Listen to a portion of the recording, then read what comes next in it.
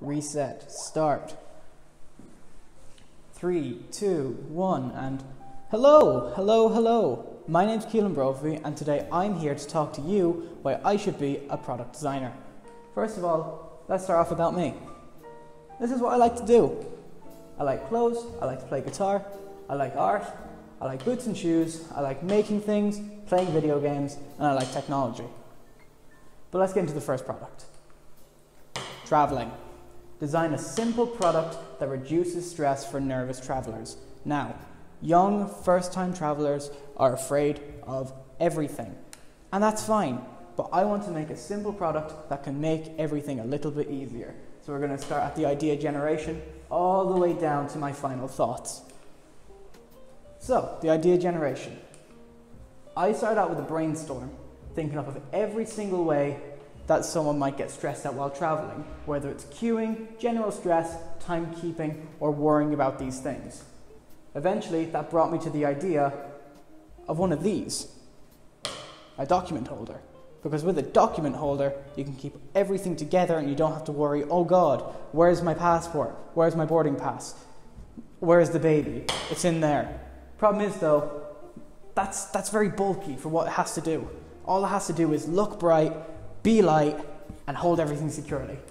So I got to work, I did a few rough drawings to figure out what was needed, what wasn't needed, changed a few features until I landed on this. Now, what does this have? This is a clean drawing, and it has securing elastic for the passport specifically, a document sleeve for A5 size documents, a high-vis coating so you can even see it inside a bag, a grippy rubbery coating to make sure nothing falls out, a rigid plastic center, and a nice thick piece of elastic to hold it all together. Now let's go over what it's good at, what it's not good at. Everything I needed to do, it did. And because it was all done with really cheap materials, it can be sold at a very modest price. Every document has to be put in manually. If you want to do this, you're gonna have to kind of commit to it, you know? Whereas everything, it's where you put it. This just gives you somewhere to put it. We can give it more colours if we want to. There's lots of colours in the high-vis rainbow. Maybe orange, I don't care. And branch out to more than just travel. Maybe for children, they lose everything. Here's a problem. Digital documents, phones, QR codes.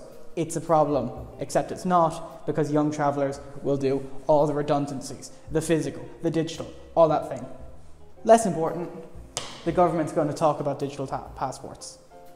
They're going to talk about it, but they're not going to do it for about 10 years. What are my final thoughts? It was a really good use of brainstorming as a way of idea generation. And it actually made me think of new products which can be used in the future. Let's talk about periods. Design a product to help women on their period. I was listening to a few friends and they had some problems with it. What were the problems? They had issues with not being prepared with period products. Sometimes the shit happens. Uh-oh, you're not prepared. What do you have? We use a case. Nice little hard shell case. Keep everything together. You're not going to lose anything. You keep it in the case, throw it in your bag, forget about it. Beautiful design. So I did some surveying and research. I talked to a few people. What do you need? What would you want in a period case? And as well as saying that they wanted stuff for themselves, they cared about their friends just as much. Here they are. He was there, he just wasn't asked. Thank you, friendos. So I got to work, doing some rough sketches, seeing all the components that was needed, everything that was said, maybe even threw in a few of my own for fun, until I landed on this general design. What do you got in there? What do you get? You get pads, you get a spare pair of underwear, tampons, painkillers, wet wipe, a sucky sweet, and a little squishy stressy toy. And it all wraps up in a nice little brightly coloured case that will fit in any handbag. No worries. Now here's the marketing strategy with this. We got to sell it in a pharmacy. It's a pharmaceutical product. It has medicine in it. As well as that though, train stations. There's going to be a lot of people there. Everyone's in a rush. No one has time to get to a chemist. Sell it there, sell it for loads. Even more than that though, festivals. When I was at a festival, I actually had to do something similar to this. I actually had to run down the other side of Dublin to get my friend a pad because she leaked and didn't bring anything. Thank you, Lucy. Let's go over the strengths and weaknesses. Half the population is going to find it somewhat useful. Of course they are. Half the population deals with periods. This can help all of them. Impulse purchase. It looks pretty. It's bright. It's shiny. It has a little squishy toy in it. How could you not? I would. I don't even have a period. And it's always going to be necessary. We've always had periods in our time, and we always will have periods in our time. The weaknesses. I need a license to sell painkillers. I'm not a doctor. I'm going to sell to different age demographics. My first period kit. Don't worry, you're always going to be sorted. It's in the kit. And we can sell special kits for heavier flows. Larger companies, though, they want to take this idea. Some of them already have. I just haven't found them yet. Final thoughts. It was fun actually working on a product with no personal connection to me, you know? Just getting purely on Word and what I think it could be, and working like that until working it through until we came up with a good process. And yeah, I really do think that this could be a great product. Really, really, really. Project pen. Let's design a product that can be as quick to use as I have an idea while being protected. This came from my sketchbook. I use the same little A5 sketchbook and it just gets thrown in my bag. Problem is though, is that the pen I have with it, every single time I go to it, it's smashed. I have a pencil snapped in half. Ink's everywhere, my bag is ruined, day's ruined. Duh. So we went into some design concepts. Funny enough, this was the inspiration. These extendable straws, this telescoping design in the aluminium case, this really did inspire me to come up with a nice product. So I did some rough sketches, coming up with the idea of how I wanted like a proper lead pencil and a proper little pen, and an eraser and a sharpener in the same little tube, and it kept going together. I had different components around, you know, the whole thing getting more and more detailed, and then I went onto Google and Bic had beaten me to it. But they hadn't. 3 plus 1, they say that's a pencil. That's not a pencil, that's a mechanical pencil. I cannot stand mechanical pencils. They are just so awful to try and draw with. Also, I don't even think that that has a rubber on it. You can't draw with that. I hate it. No, I don't want that. This is my design. What do we got here? What do we got? We got a sharpener, a rubber-lined case that stays nice and secure to that little notebook that holds the whole pen. What's inside the pen? Well, you got a proper pencil, a little clamp so that you can hold a proper full-size pencil down. You don't have to buy, you know, my brand of pencil. Any pencil's fine. Same thing with the ink cartridge. That's just a standard ink cartridge in a telescoping pen design, as you can see right there. It even has a replaceable rubber because I love things being modular. And this is going to be metal, you know, you want it to last. So yeah, everything is replaceable that's perishable. Let's go through the strengths. Everything's user replaceable. Sustainable part. People love sustainable parts nowadays. It's all metal. Metal's sustainable. Strong and long lasting. You can step on it. You can try and break it. It's made of metal. It doesn't break. Not easily. And it's a real lead pencil. No mechanical nonsense. What are the weaknesses? Bic has a similar product. And it's a very niche product. And it's a very expensive product. Everything is going to be not handmade, but made in small amounts for a high price. You know, machined aluminium as opposed to plastic for $2.50. It's hard to beat. More customers can lead to a cheaper pricing though, so you know, maybe going from €15 for a pen to $12.50 for a pen. Hooray! But that requires a lot of people, and it could definitely lead to a failure because not enough people are interested. They'll just go for Bic's offering. My final thoughts though, it is a small niche product, but I'd buy one. I really, really like this idea. I really like that little pen. I'd love to have one. Moving on, executive relief. Design a product for the executive market. In other words, I want their money. I can charge shitloads for this and they will buy it because they have a lot of money and I want some. So I talked to a man in the executive industry and I asked him, hey, what's the problem? What's the problems in your life? And after we got past the whole industrial relations, power fantasy, things like that, we got onto cotton shirts. They're really, really good at holding sweat, which is fine, but it's not. It's really, really not. And yeah, no, he wanted a solution to it. So I had a look around. You can get these disposable little things, but they're not sustainable, and they're kind of uncomfortable. They're not great.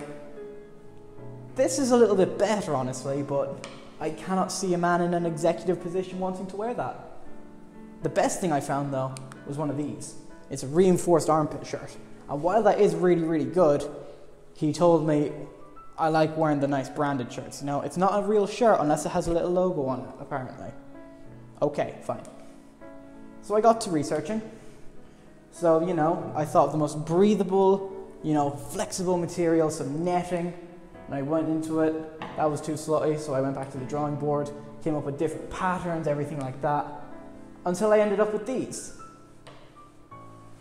Nice, tight-fitting, unobtrusive. The only place where it's not netting is underneath the armpits. That's a nice, absorbent cotton. And then when it's under a shirt, you can barely even see it because it has a nice, deep neckline that stops any collars from being obstructed. Let's go over the strengths of it. It's a superior design to competition. It just is. It's washable, it's more sustainable, and it absorbs better, and it feels nicer. And it can be charged for a lot because, luxury markets and stuff. It's expensive to develop the material that will actually go underneath the armpits, to make it as soft and unnoticeable as possible while also being incredibly absorbent.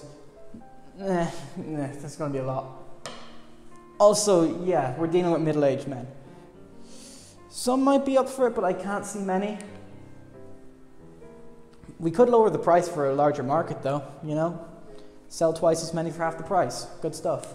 The threats, not enough early adopters, Everyone kind of needs to see a popular person to wear it before they jump on the bandwagon. It's just kind of how these things go. That makes it a risky product to try and sell. We may need to wait for social change before it being widely adopted, but I still think it's a great idea. Moving on. And there's the original, that's what I did a few months ago, actually. Yeah.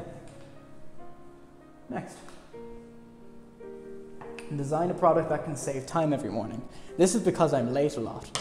I try not to be, and I'm usually not, but sometimes I can't. I cut it tight. I can cut it tight sometimes.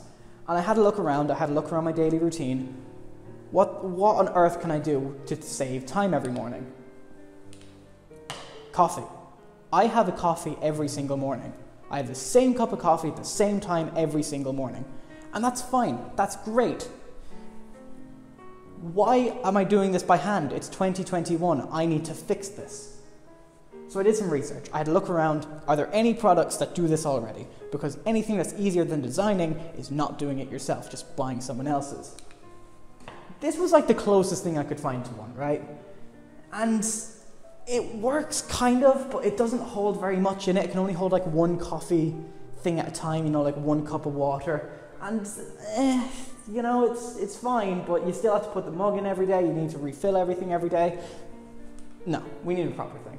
So I did some sketching. Start off with the traditional design, much like the one before, and there was no room for anything. I didn't like it. It wasn't working. So I went back to the drawing board and I started adding features. This is it from the top with the different compartments in. It has a little shaker in it until I came up with this jumbled mess, and then I refined it until it looks like this. What does everything here do? Well, let me show you. We got a coffee compartment, a sugar compartment, a water compartment on top, a directional pad, an LCD panel. Wow! A big flappy toggle switch to toggle between whether you want it tomorrow, on the weekend, or every 3 days. That's weekday. Sorry, that's every weekday. That's preset 1, that's preset 2. You have a timer dial if you just want it at a certain time every morning, and you can adjust how much coffee, water, and sugar. Yeah, as well as that, you got a little proximity sensor so that it doesn't just go off every morning and dribble coffee everywhere. Brilliant. Yeah. So then I brought it to people, and even though most people are like, haha, that's really cool, I didn't ask. This was really, no one got it. Nobody understood where is the place for this. I don't need one. Who needs this?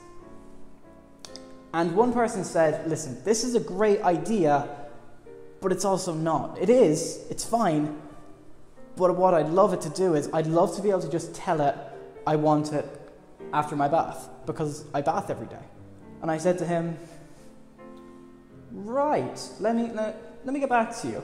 And then it hit me. Phone app. That would be absolutely perfect, because we already have smart home stuff. So if we built like Google Assistant or Alexa into it, we can shout, coffee maker, I want a coffee at this time on this day, and it'll say okay, and it'll do it. And that is what the future is, and I can't wait to do that. Let's go over it. Many options on how the coffee can be made. It can be ordered anywhere in the house. And you can say, coffee maker, I want coffee, and it does it. Who cares? No one cares. Yeah, I'll have a milk cooler, but that's amazing. And I was really, really happy that he taught me that, because it showed me how important feedback is. Because I wouldn't have thought of that on my own, and that made this product go from like a 6.5 to a 7 to like a fucking 12 out of 10. I love this thing. I want it. I want 5. Yes. Okay. Travel tech. Design a case made to be taken on the go. This is a good idea. How do I know it's a good idea? I'll tell you. Because this is my travel case. I already have one of these. I made it myself. It's out of an old DS case and some old components, and it's so, so useful, you know? I actually used it while filming this video. I use it all the time. It's great. But I want to make it a little bit more commercially viable, because a lot of this is like big boy equipment, and you know, not everyone needs that, which is fine. So I did some idea development, you know, had a look around. If we actually had one of these, this is a USB-C pass-through. So if we actually had this going through the case, you can actually charge everything in the case itself, so that you can just grab it and it's on the go already. I don't want it to be any bigger than a Nintendo DS, just for reference, you know, little one of those. And I want it to be on sale on one of these big displays, and I want it to be pre-charged. That's the pitch. That's what I wanted to do. So I got to work on some sketches. Oh, a big one for this. What was needed for travel? What did I got? I got earplugs, I got a dongle, I got headphones, I got USB-C cable, I got a phone stand, I got a power bank. You know, I played around with how it should be packed, things like that, you know, until I landed on this. What's in here? Tell me what's in here. We got a rubber flap protecting the pass-through port, earplugs, a power bank, a phone stand, earphones, a USB-C to C charger, an audio dongle, a USB-C adapter, and on this is actually the, oh no, and on this is the kiosk, which has a big charge cable to keep all of these trickle charged at once, so that you just go in, you grab it, and it's already charged. Brilliant. It's not called the charge pack, but you know, work in progress now. Strengths of it. Ready to go design. It's always ready to go. It's sold at stations, train stations, petrol stations, airports, you know, it can be sold for a lot. And it's bought pre-charged. Ties back into the ready to go design thing. The display is very bulky, you know, it has like a load of, you know, cables sticking out of it, things like that.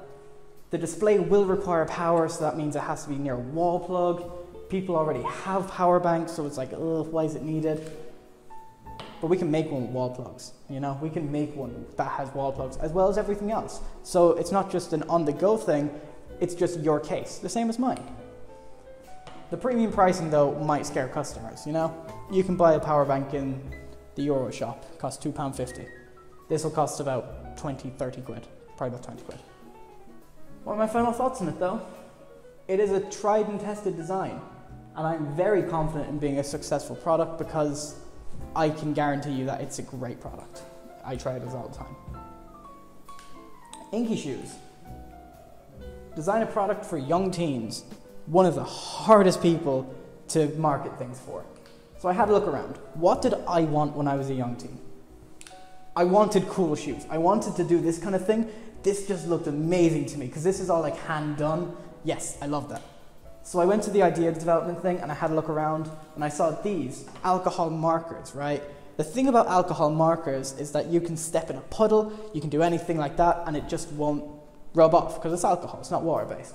So I had a look around, did anything like that. And then I had a look and I actually found some artists. Artists are just for shoes. Shoes.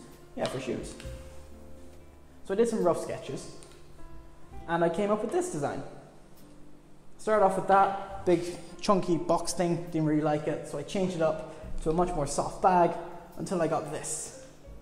Soft bag with some stencils, masking tape, fine liners, a large black alcohol marker, 48 coloured alcohol markers, and a big book telling you everything you need to know to make cool shoes. Look at the analysis. It's a fun art toy for teenagers. I'd use one now, and I'm an adult technically. It gives genuinely good advice, and all the tools are included. Except canvas shoes. It doesn't come with canvas shoes. You need to bring your own. And the alcohol markers will be expensive, so it's going to be a fairly expensive toy. The opportunities are collaborating with more and more artists. Hiccups, yep. Collaborating. Yep, yeah, we're gonna take it from here. But we can collaborate with shoe and art companies to make nice, properly made kits with nice equipment and nice tutorials. Bigger companies can copy this though, it's not a monopoly, you know? Final thoughts on it though. Yeah, I would have loved this and probably still would. And it's definitely a product worth exploring further, you know? Seeing if other artists are involved with it, seeing if things can happen, make some networks, you know? Yeah. Alright, emulation. Design a game console that should be a thing. I love games and I love emulating older games because it's really hard to get them now and they're really, really expensive. So, I knew what I was going to do with this. I have one of these at home, it's great. It's just like a little, it used to be a phone actually, but then they changed it to have game console controls that slid out of it. It was great. And also, this little known console is known for having a teeny tiny little arcade stick in it. This lovely little clicky thing. I really would like to have one of those in there. So I did some researching and prototyping. I actually got all of my handheld stuff together and some sticky notes. And I started playing around with like the shapes, like what felt the best in my hand, what felt the worst, until I settled on like this general layout, you know? Yeah, and then there's it in relation to that DS. Yeah. 6 buttons, 2 sticks, and a D-pad. Happy. I did some more rough sketches of it. It was very, very simple. It was just take that game console and make it better. And then I ended up on this. As you can see, it's got a directional pad, a removable control pad. So this one actually comes out. Power button up there, a little control pad there, 6 face buttons here, and the screen actually slides up and down. It slams in and out. It's great. On the back of it, you have an actual old Nokia battery because you can get these really, really, really cheap. And that's great. And you can put a big SD card in it as well to put all your games on it. Backplate cover. Just keep it all secure. You can get a digital control stick with the clickiness like the other console, or you can get more of like an analog stick, like a traditional analog stick. It also has shoulder buttons and a USB-C port for charging. That's what it has. The strengths. Sliding design, clicky controls. You whip it out, flip it up, and you're already playing. No fuss. Weaknesses though, legal issues. Companies aren't too happy with you just taking their games and using it even if they are 30 years old. There's ways around it, it'll be fine. And you have to machine the new parts, you know? A lot of these things haven't been made in 10, 20 odd years. But we could include more systems, newer systems, and more different kinds of colours for the shell itself. We just have to worry about getting sued. But it'll be fine. It's risky, but it is a very interesting product, and there is a very, very big potential market for things like this. Okay, motor pillow. Design a product that can help wake someone up. I have problems waking up, I do. I genuinely do. I've tried a few things, putting the alarm at the other end of the wall, you know, things like that. It just does not work. So the design concepts, what if someone actually shook you awake rather than screamed at you to get up? So I had a look into it, and something like that already exists.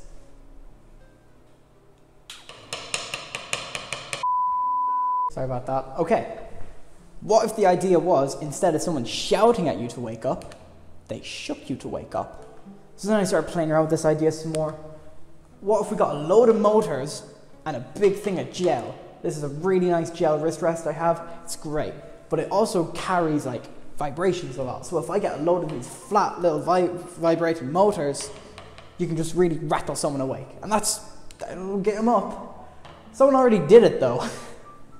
I actually bought one of these to see if it works as well as they say it would. And it kind of does. Rather than having a whole pillow, they just have this little pill, it's like a big horse pill that goes under your pillow. And as fine as it is, it rattles itself off under your pillow if it rolls into the floor. So, you know, your floor starts shouting at you to get up, and we're back to square one. We don't want shouting, we want shaking. So I sketched out what could be done. I just drew a pillow. Yeah. And this is the actual design. You know, we've got the same two-tone design of the gel just to keep it all together. And on the back, this is the back of it, it actually has motors lining everywhere where your head isn't. So your head would go here, and then there's motors just all around. Yeah, you actually set the time it will go off on the line itself, like on the power lead. Just a little inline remote. You have a test button, on-off button, and all those controls. The side profile, because it has a nice gradual thing, gradual slope. There we go. And yeah, just a very nice, comfortable gel pillow. Can't be slipped out like that other one. And it's a gel pillow. I like gel pillows. Problem is there's no alarm clock, so you can't actually see the time, and it's a gel pillow. A lot of people don't like gel pillows. That's fine. We can make a version with an alarm clock, and we can tie it again with some smart home stuff. I love smart home stuff. I just wanted to say to the house, do something for me, and it does it. I love that idea. And there's established competition. That's a shame, but it's fine. My final thoughts. It might be too specific a problem. Maybe it's in the just me camp, but you know, it's a good example of field research. I bought a clock out of it. There's been worse tragedies. I like this. It's just a book I want. I love the idea of just having one book in the kitchen that has everything on it, right? Because whenever I cook, I get like messy hands and I just want to turn the page, and all my cookbooks end up disgusting and ugh, no, don't want it. We have the technology to make it better though, and that's what I want to do. I want to make it better. So what do? We take something from 2013, the Kinect. It was really good for its time, and it's still really good now at things like this, just swiping, simple gestures, things like that. But as well as though, we can have, again, Google Home, you know? We can have it just tell it to turn the page, we can swipe it to turn the page, we can do all this kind of thing. We can also have the Kindle book, so we can have e-cookbooks, I guess, yep. And PDF readers, because you can just get websites and turn them into a recipe book. And it's great. So I started playing around with everything. This is, oh dear, there's a lot there. Yeah, just going through what I wanted to do, things I needed to do, things like that, until I came up with this whole thing. And the way it works is it uses these motion sensors on a big 17-inch display to show different recipes and whether they're good for you money-wise and health-wise. There's different ways to filter it, different ways to search it. It actually tells you where each recipe is from and the name of the recipe itself. Yeah. The SWOT analysis. You'll never need a paper cookbook again. Any recipe on the internet, no touch required. That's amazing for a cookbook. Problem is, it's a really expensive cookbook. And not every cookbook is on the Kindle. And there's cheaper, less expensive alternatives that we could make, but people probably just stick with an iPad, because everyone does this kind of thing with an iPad anyway. But I can dream. I don't want it to do that. I want it to be nailed on the wall, big screen, that kind of thing. It's a very cool idea though. I like the idea. Could be risky. Okay, last one. The shower radio. Design a product that can play music effortlessly in the shower. I like music in the shower. I don't like bringing my phone into the shower.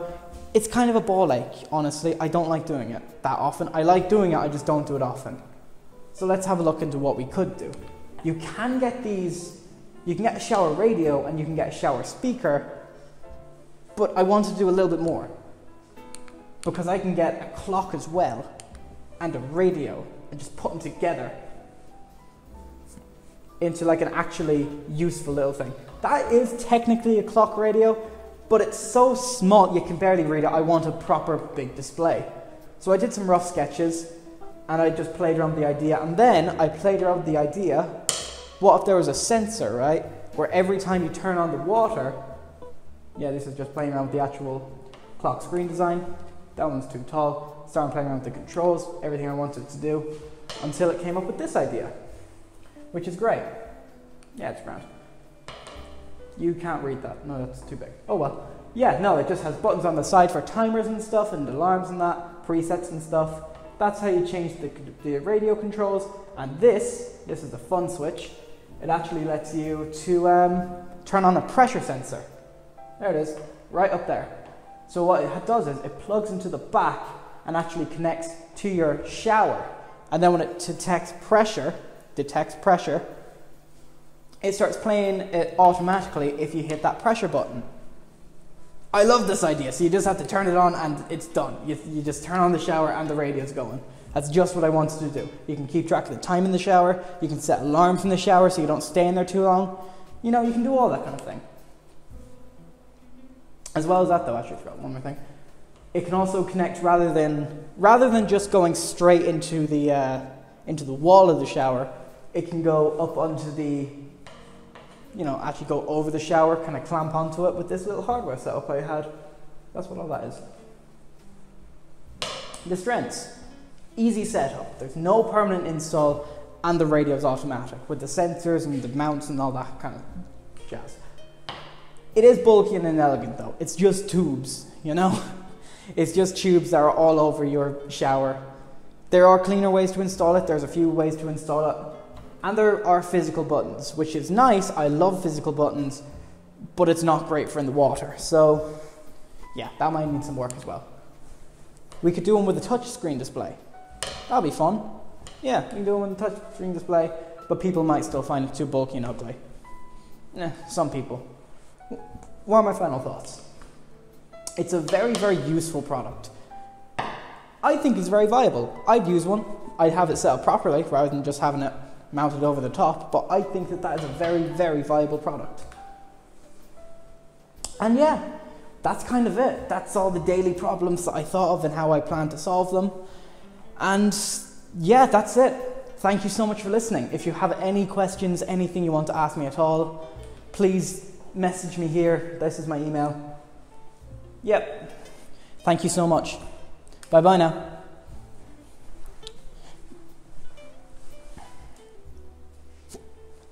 Holy fuck. So that should be it then.